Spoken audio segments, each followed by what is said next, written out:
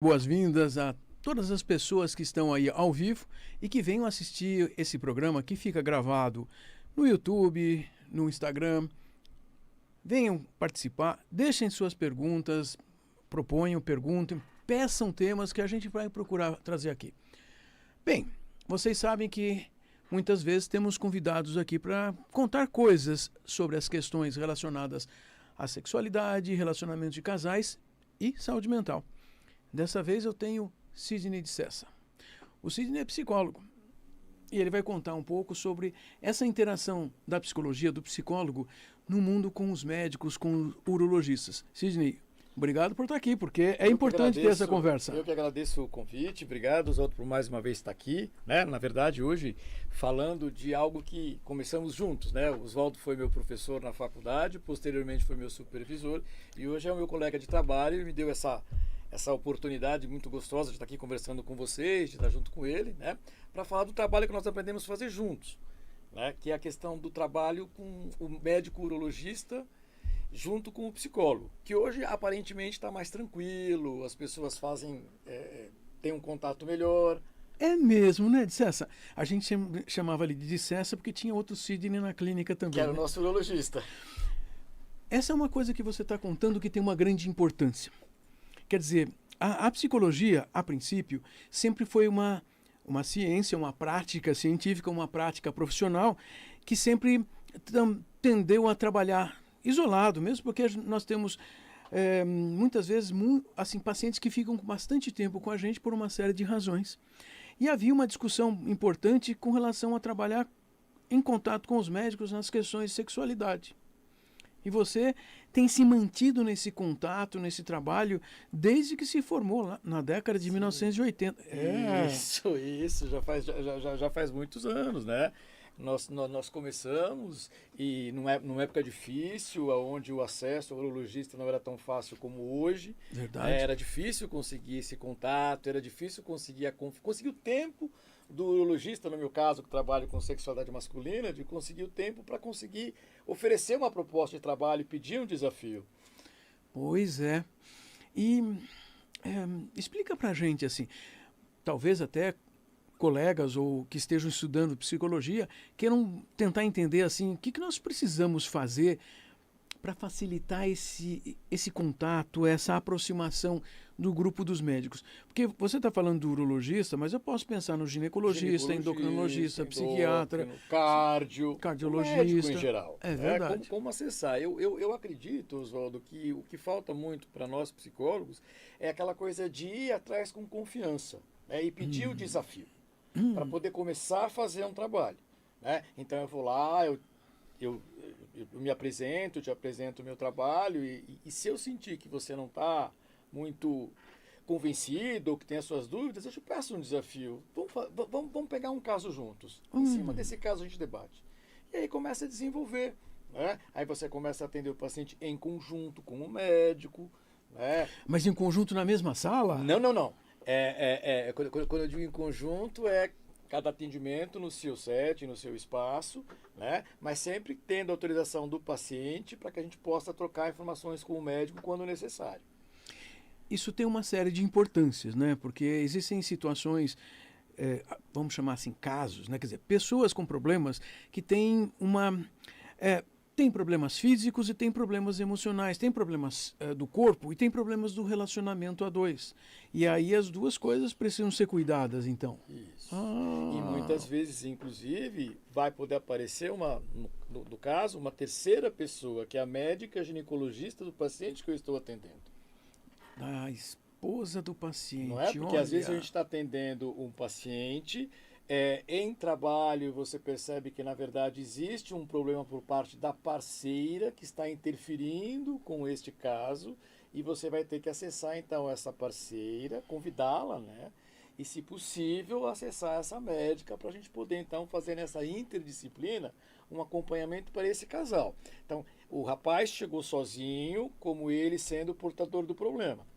Você trabalha e descobre que o problema não está só ali, que está no casal. E aí você então, para poder ter segurança no teu atendimento com a esposa, tudo com consentimento, evidentemente, pede para que a gente possa acessar também essa ginecologista. Aí, então já é um atendimento feito a 3, né? 2 médicos e um psicólogo. E você está contando uma outra coisa, né? Quer dizer, um paciente homem com uma queixa sexual, nós temos que prestar atenção na parceira dele, na parceria sexual, no caso, uma parceira Sim, mulher que você está caso falando. feminino. De toda maneira, se nós não prestarmos atenção no relacionamento do casal, a coisa não fica muito fácil. Não, Não.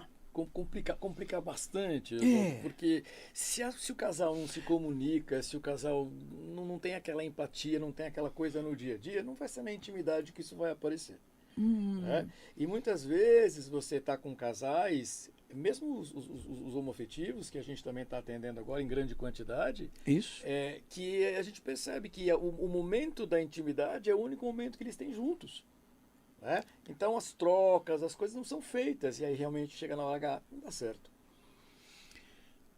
Você está contando que problemas sexuais exigem também uma abordagem do casal, mas a interação com os profissionais da área médica, por exemplo, que estejam atendendo esses pacientes, essas pessoas que nos procuram, também é importante. Afinal de contas, eles devem ter ideias, falar coisas ou perguntar coisas, ou prescrever medicamentos ou exames, e que nós precisamos saber, não é? Sim, sim. Você está contando que a gente devia ter um pouco disso na faculdade e aprender, assim, coisas que os profissionais de saúde fazem em paralelo. Sim, deveria. Acho que a ideia da interdisciplina, ela deveria ser mais divulgada, né? Na própria faculdade, passada como base, né? Olha, junto com os teus conhecimentos, dependendo da área em que você vai atuar, dependendo da forma, é sempre importante que você tenha contato e conhecimento de outros profissionais que vão complementar o seu trabalho. Né? Então a gente está falando aqui hoje na área da psicologia com a medicina, mas também pode ser da psicologia com a educação, da psicologia Com com o fisioterapia, direito, Olha! né? Então a gente começa a abrir, né? E perceber que é sempre legal ter a interdisciplina. O quanto isso pode complementar e ampliar a nossa possibilidade de sucesso no atendimento. Você está falando de uma coisa. Você sabe que a nossa produtora aqui do programa, a Carla Zélio, Sei. ela está organizando um congresso de sexualidades aqui em São Paulo, exatamente assim, Muito numa bom. abordagem de procurar a multidisciplinariedade, profissionais formados em. Tem formações diferentes, como você falou, até advogado, mas professores, educadores, porque afinal de contas, cada disciplina vai contribuir para que a gente compreenda e facilite todo o nosso trabalho. O contexto todo. É. Né? Você tem mais informações, você tem mais dado sobre a pessoa com quem você está fazendo o acompanhamento, você acaba tendo dados também sobre o profissional, ampliando a tua possibilidade de atuar. Porque muitas vezes os nossos colegas reclamam que tem pouco espaço, que nem sempre os médicos abrem as portas, ou os outros profissionais também, mas muitas vezes nós não vamos atrás. Você está falando de uma coisa que nós vimos acontecer assim, de nós termos que ir aos eventos de medicina, conversar, explicar, propor, falar, dialogar, para minimamente um médico saber o que nós podemos fazer para auxiliar o paciente dele. Auxiliar o paciente dele, na nossa vertente, ele vai continuar com o paciente na urologia, com todas as questões urológicas, e nós vamos auxiliar com os aspectos relacionais, psicológicos, emocionais, que o médico não tem nem sequer tempo para poder fazer isso. Sim. Olha. E veja que interessante, você fala desse começo, né? Quando nós começamos lá nos idos dos anos 80, a gente fazia muita pesquisa, né? Claro. Tardes e tardes de pesquisa, de indo a campo, tal, para conseguir dados e apresentar para esses médicos e mostrar a necessidade e a importância da complementação do nosso trabalho. Você está contando que também nós da psicologia precisamos pensar numa pesquisa científica que nos coloque também sendo úteis para o pessoal da medicina. Ou seja, o que nós podemos fazer, como é que nós demonstramos que o que nós estamos fazendo tem sentido, é útil para o paciente dele se dar bem. Óbvio que ele também mandando um paciente para nós, ele continua sendo referência para aquele paciente que assim, olha, se precisar, pergunto para ele. É verdade. E nós fazíamos essas pesquisas e precisamos continuar discutindo essas questões nos ambientes de congressos médicos, de... Sim, porque está tudo em constante transformação, né? A sociedade, a cultura, Ah, não parou. Então, muitas medidas que nós temos provavelmente não são as mesmas hoje. não, Né? não. Os comportamentos estão muito diferentes, as possibilidades são muito diferentes. Viu? O mundo muda com o tempo no mesmo lugar, no mesmo ambiente, na mesma cidade. Sim, Tá, a cidade de São Paulo é muito grande, tem muitos ambientes, mas também mudou muita coisa nessa cidade ao longo desses 30, 40 anos. sim, sim. Hum. E me conta uma coisa, você já falou assim de você estar atendendo mais pacientes homens, então essa é a primeira coisa. Mas nós estamos falando das parceiras. Como é que está a proporção dos homens que chegam e trazem suas parceiras hoje?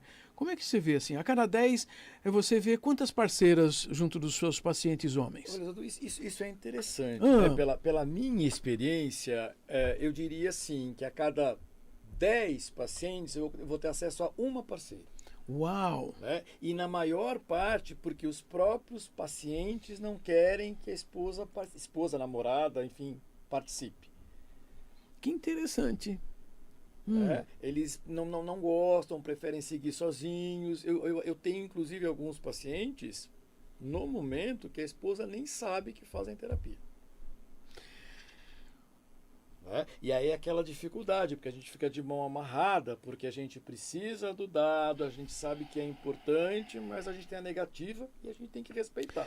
Existem muitos homens que ainda consideram que eles são responsáveis pelo problema e são responsáveis pela solução do problema e a esposa parceira nem sabe. E nem sabe significa uma coisa complicada, né? Como que ela não sabe? Não, ela não sabe que está em terapia, em tratamento. Como é que é? Ele vai chegar lá e melhorei de um dia para o outro? É que aí, Oswaldo, vem aquelas questões, né, que surgem nos nossos consultórios. Né? Tem pacientes que chegam se dizendo disfuncionais e aos poucos que a gente consegue ter acesso às esposas, as esposas não têm queixa nenhuma do funcionamento deles. Vejam outra coisa. Muitas vezes nós homens estamos achando que não estamos funcionando direito. Nós estamos funcionando suficientemente, mas quando alguém chega no nosso consultório e se nós não temos a fala, não podemos conversar com a parceira desse homem, a gente não sabe disso que você está contando, que ela está bem, tá certo. Ó. E aí você está contando que é um pensamento contrário ao que o corpo dele está mostrando, né? Ele tem uma falta de crença da possibilidade real dele poder executar uma atividade sexual. Qual é a expectativa que ele tem do desempenho dele, qual é a frustração que ele carrega do desempenho dele e muitas vezes está projetando nessa parceira. Né? Eu digo parceiras porque quando eu atendo pacientes homens, casais de homens, eu não tenho esse problema de acessar o parceiro. É muito tranquilo, se você pede, vem, comparece, não tem problema nenhum. O problema é mais dos casais heterossexuais. Né? Por isso, então, é legal até dizer isso, né? Que não é uma dificuldade que aparece nos casais heterossexuais, mas não aparece nos casais homoafetivos. Né? Você pede a participação da parceria prontamente, tá? Muitas vezes está até na própria recepção, já vão juntos, já saem juntos. Né? Quer dizer, me parece que é mais fácil. Os homens continuam tendo problemas de complicação com as parceiras mulheres de uma forma que você está contando de uma maneira muito semelhante a 30 ou 40 anos no seu consultório. Mas tenho que te contar que assim, no meu consultório aumentou muito mais o número das mulheres. Que bom! Que bom. E isso aumentou para assim, 60%, 70% dos homens trazerem a mulher, a esposa, a parceira participando. Mas também tem uma insistência, sim, é verdade. Uma insistência, mas continuamos a ter o que você falou. Não, o problema é meu, ela não precisa vir, ela nem sabe. Esse é um discurso que muitos homens ainda sofrem e sofrem com isso, porque aí, assim, tem problemas, né? Olha, nós temos pergunta ao vivo aí. A Denise quer saber, olha só. Vamos lá. Se... Já está vindo a pergunta aí ao vivo. Vamos lá. Se alguma esposa... Tem um letreiro ali passando para a gente.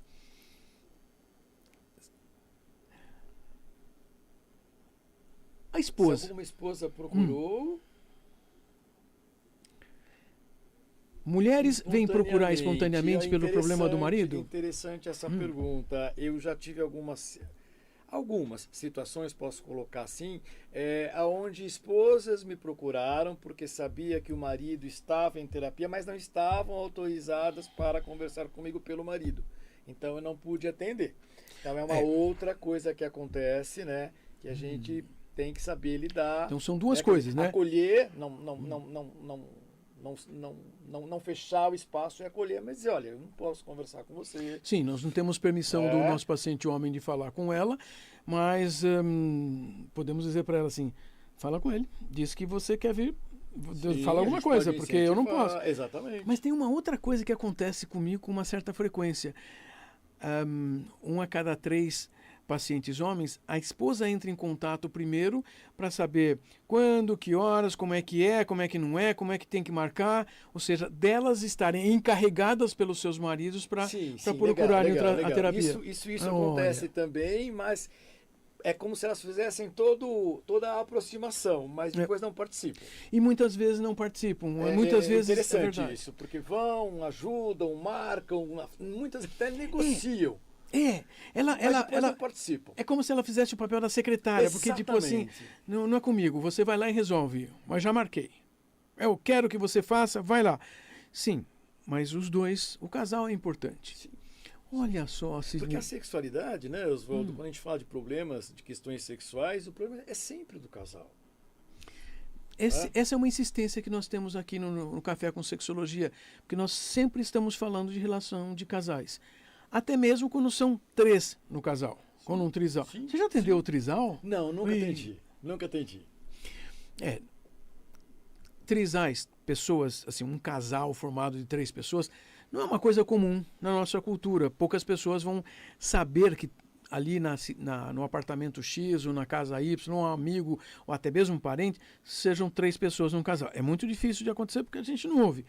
Nos consultórios de atendimentos de casais, quem atende casais tem mais chance de ter atendido um outro trisal de vez em quando. E é óbvio que nós aumentamos a dificuldade, seja do atendimento, seja dos conflitos, porque não são só 2, são 3. Não é só uma entidade do casal, são 2 ou 3 entidades de casais, porque é um bocado mais complicado.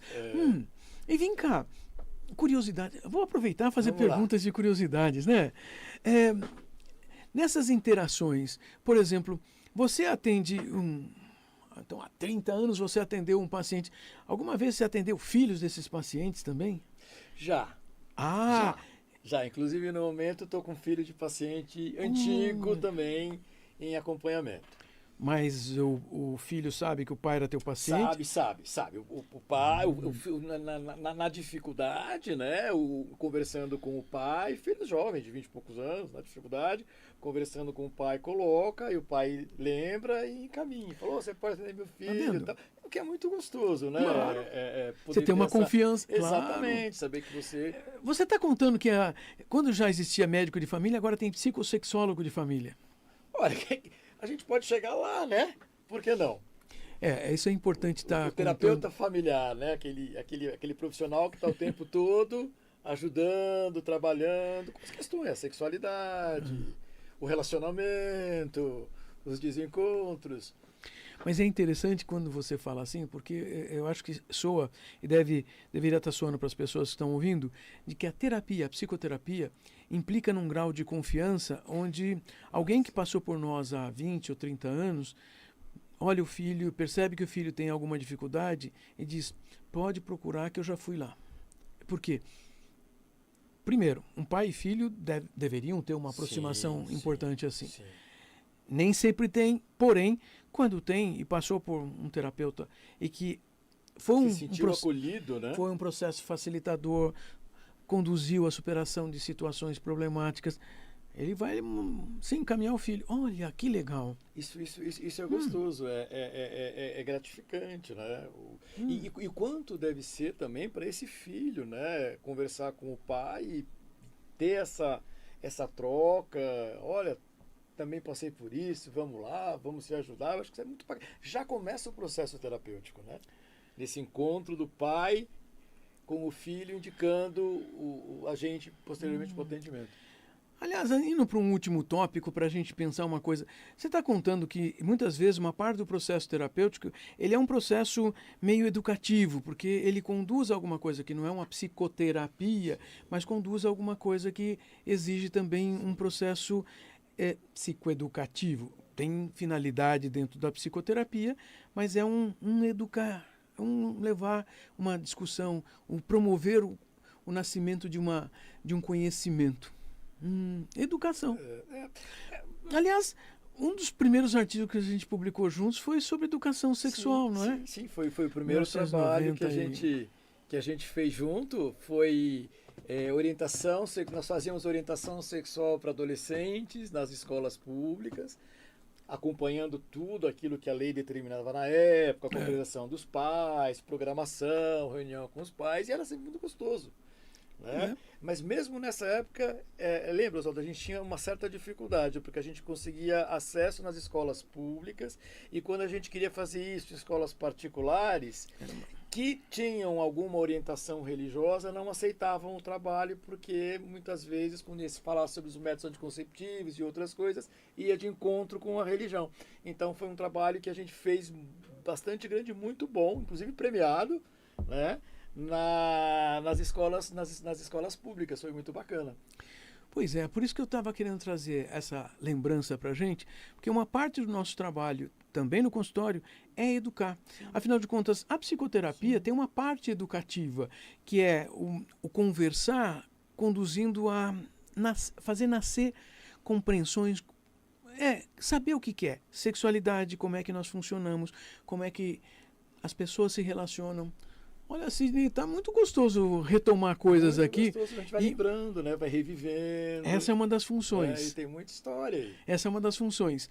Mas eu acho que a grande mensagem que você trouxe aqui é que nós da psicologia, nós não podemos ficar restritos ao consultório e precisamos abrir contatos com outras profissões. Sim. Nós falamos com você agora sobre esse contato com urologia, com médicos, mas nós já tivemos aqui nesse programa, advogadas que vieram trazer o trabalho dessa intersecção que muitas vezes nós precisamos do advogado, da advocacia, para conversarmos sobre outros aspectos, até mesmo legais, não só legais, como auxiliar pacientes, às vezes pacientes transgênero, pacientes que precisam de apoio legal para lidar com algumas coisas na vida, também.